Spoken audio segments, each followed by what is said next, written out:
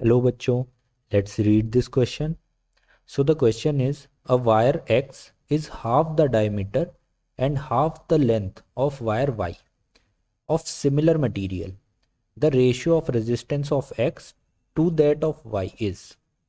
So देखो question में आपको क्या चीज़ दी हुई है। आपको दो वायर दिए हुए हैं, एक वायर है X और एक वायर है Y। दोनों सेम मटेरियल के बने हैं, यानी दोनों की रेजिस्टिविटी सेम है। ठीक है।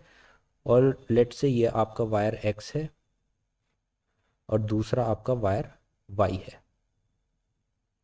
और आपका जो वायर एक्स है उसकी जो लेंथ है और जो उसका डायमीटर है वो वायर वाई से आधा है।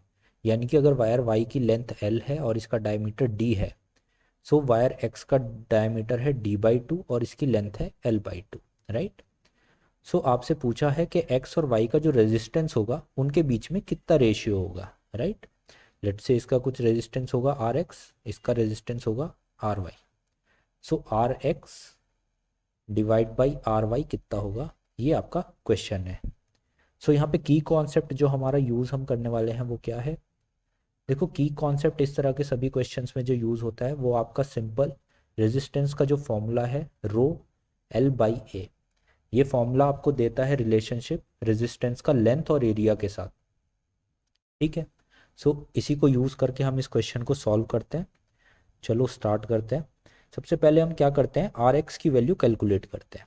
आर एक्स कितना आएगा इस फॉर्मूले से, rho into L by A. L कितना है यहाँ पे, l/2।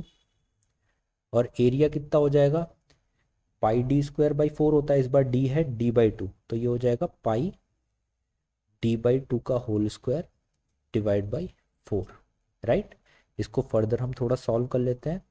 तो ये हो जाएगा आपका रो इंटू एल डिवाइड बाई 2 नीचे आ जाएगा, पाई डी स्क्वायर, और यहाँ पे 4 एक ऊपर चला जाएगा आपका, और इंटू 2 का स्क्वायर यानी 4 यहाँ पे आ जाएगा। सो ये कैंसिल आउट होगा, सो ये 2। सो ये आपका सॉल्व करके आएगा 8 rho L divide by pi D square. Right.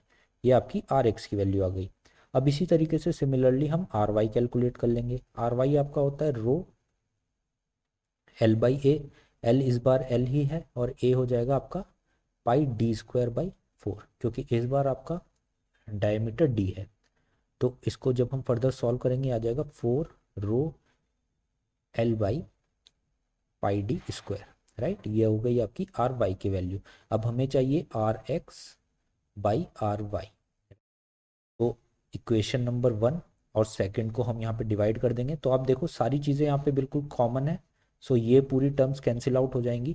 हमारे पास क्या बचेगा, 8/4, जो कि आपका आ जाएगा 2:1, यानी 2:1।